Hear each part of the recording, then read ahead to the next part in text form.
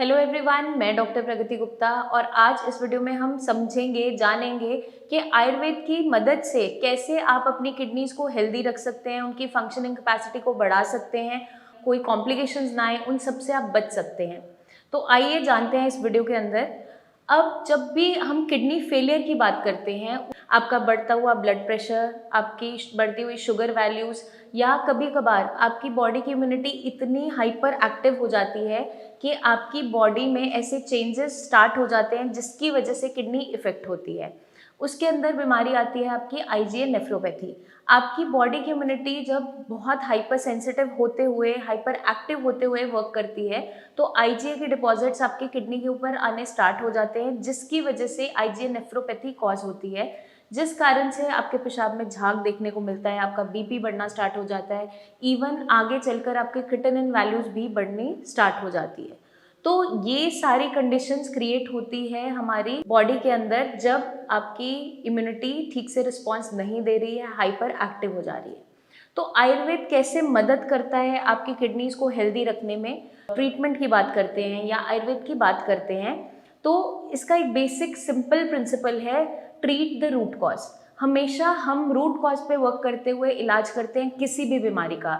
और आज हम किडनी फेलियर की बात कर रहे हैं तो जब भी पेशेंट को ये कंडीशन क्रिएट होती है, बॉडी से टॉक्सिन्स नहीं निकल पा रहे हैं, आपकी किडनी की फंक्शनिंग कैपेसिटी कम हो गई है और पेशाब के रास्ते जो प्रोटीन आपकी बॉडी में रहना चाहिए था वो अब बाहर निकलता चला जा रहा है, तो ये कंडीशन क्रिएट हो जाती है। हमें किडनीज को हेल्दी भी रखना है, उनकी फंक्शनिंग कैपेसिटी को भी अच्छा रखना है, तो उसके लिए हमें कुछ चीज़ों को फॉलो करना होता है। जब भी कोई किडनी फेलियर का पेशेंट क्लिनिक में आता है और हम उसका प्रिस्क्रिप्शन देखते हैं तो मोस्टली उसके प्रिस्क्रिप्शन में क्या मेडिसिन दी जाती हैं? बीपी की मेडिसिन होती है, शुगर कम करने की मेडिसिन होती है, या साथ में कोई ना कोई सप्लीमेंट लगा दिया जाता है, आयरन का सप्लीमेंट होता है, कैल्शियम लगा दिया जाता है, या सोडियम बाइकार्बोनेट की टैबलेट्स होती है। बट ये सारी की सारी चीज़ें आपकी मेंटेनेंस तो काम करती है, बट रिकवरी के लिए कोई ड्रग नहीं होता है। तो वहाँ पर आयुर्वेद का रोल बहुत इंपॉर्टेंट है, क्योंकि जितनी भी आपकी आयुर्वेदिक हर्ब्स हैं, फॉर एग्जाम्पल पुनर्नवा हो गया, गिलोय है, मकोय है, ये सारी की सारी हर्ब्स का यूज़ क्या होता है?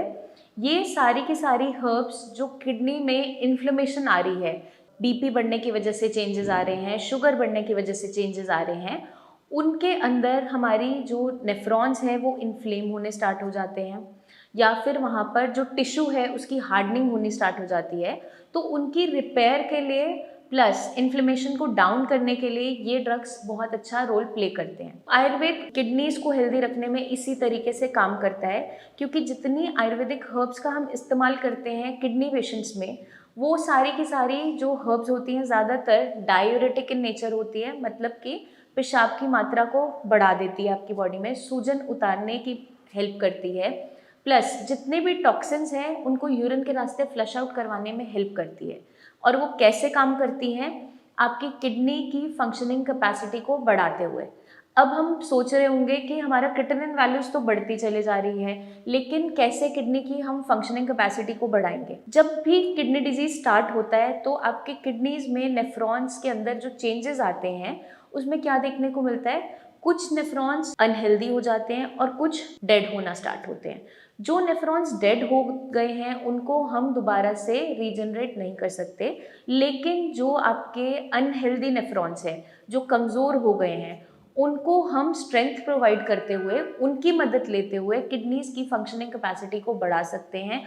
हम कई सालों से प्रैक्टिस कर रहे हैं, इसी बीमारी के साथ डील कर रहे हैं, डेली बेसिस पे पेशेंट्स देख रहे हैं, क्योंकि क्रिएटिनिन आपका या तो यूरिन के रास्ते बाहर जाता है या स्वेटिंग में जाता है, दो ही उसके पास रूट्स हैं। जितनी भी आयुर्वेदिक हर्ब्स हैं वो एंटी इन्फ्लेमेटरी इन नेचर होती है, डायूरेटिक प्रॉपर्टीज़ रखती है, प्लस इम्यूनो मॉड्यूलेटर्स होते हैं। क्योंकि हमने देखा है जब भी आईजी नेफ्रोपैथी के केस आते हैं या आपका लूपस के केसेस आते हैं, उसमें इम्यूनो सप्रेसेंट्स का इस्तेमाल किया जाता है। अब वहाँ पर गलत नहीं है वो चीज़, क्योंकि आपकी इम्यूनिटी इतनी हाइपर एक्टिव हो गई है कि उसको कंट्रोल करना ज़रूरी है। तो जब इम्यूनिटी को हम सप्रेस करते हैं, फॉर द टाइम बिंग आपकी बीमारी में आराम आ जाता है, लेकिन इम्यूनोसप्रेसेंट्स के कुछ साइड इफ़ेक्ट्स भी हैं। वो क्या करते हैं, बाकी बीमारियां आपकी बॉडी में जल्दी आनी स्टार्ट हो जाती है। एक बीमारी के रहते रहते दूसरी बीमारी को भी साथ में ले लेता है। तो आयुर्वेद क्या करता है, आयुर्वेद जो इस्तेमाल करता है वो इस्तेमाल करता है इम्यूनो मॉड्यूलेटर्स, जिसके अंदर गिलोय बहुत अच्छा एग्जाम्पल है जो आपकी इम्यूनिटी को मॉड्यूलेट करने में मदद करता है। तो आपकी बॉडी में जो साइड इफ़ेक्ट्स देखने को मिलते हैं इम्यूनोसप्रेसेंट्स के, वो सॉल्व होने स्टार्ट हो जाते हैं। आयुर्वेदिक हर्ब्स का इस्तेमाल करते हैं, वो इसी तरीके से मदद करती हैं।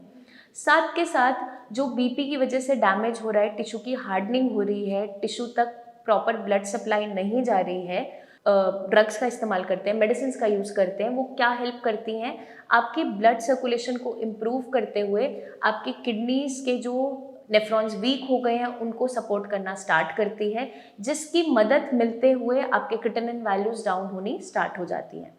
तो मैं उम्मीद करती हूँ ये वीडियो आपको मदद करेगी समझने में, जानने में कि कैसे आयुर्वेद की मदद से हम अपनी किडनीज को हेल्दी रख सकते हैं, प्लस जो आपका क्रिएटिनिन बढ़ता चला जा रहा है उसको हम कंट्रोल कर सकते हैं। इस बीमारी को रिकवर करने में कैसे आयुर्वेद आपकी हेल्प कर सकता है। जब भी हम आयुर्वेदिक ट्रीटमेंट की बात करते हैं तो उसमें सिर्फ हर्ब्स का रोल नहीं है, आपकी डाइट, आपका लाइफस्टाइल बहुत इंपॉर्टेंट रोल प्ले करता है। तो एक हेल्दी डाइट मेंटेन करने के लिए कहा जाता है, क्योंकि जब तक हम रूट कॉज पे वर्क नहीं करेंगे, चाहे आपके खाने पीने की वजह से ये दिक्कत स्टार्ट हुई है, क्योंकि आपका बीपी बढ़ना स्टार्ट हुआ बैड लाइफस्टाइल की वजह से, आपको शुगर हुई बैड लाइफस्टाइल की वजह से, तो जब तक हम रूट कॉज पे वर्क नहीं करेंगे, आप जितनी मर्जी इलाज ले लीजिए, आप जितनी मर्जी दवाइयाँ खा लीजिए, आपको आराम देखने को नहीं मिलेगा। और आपने शायद अपने केसेस में भी ये देखा होगा, बहुत से पेशेंट्स आते हैं, वो हमें सामने से बताते हैं कि हमने ट्रीटमेंट तो लिया, कर बहुत जगह से लिया, लेकिन डाइट फॉलो नहीं की मैम। जब वो डाइट फॉलो नहीं करते तो ट्रीटमेंट भी उतना रिजल्ट नहीं दे पाता, क्योंकि 50% रोल आपकी डाइट का है और 50% आपका ट्रीटमेंट का है। जब हम कंबाइंड इफेक्ट के साथ चलते हैं तो पेशेंट के अंदर बहुत जल्दी रिलीफ देखने को मिलता है, उसकी रिकवरी स्टार्ट हो जाती है, उसके सिम्टम्स जो वीकनेस देखने को मिलती है या उल्टी जैसा मन होता रहता है, सूजन है, वो सारी की सारी दिक्कतें सॉल्व होनी स्टार्ट हो जाती है।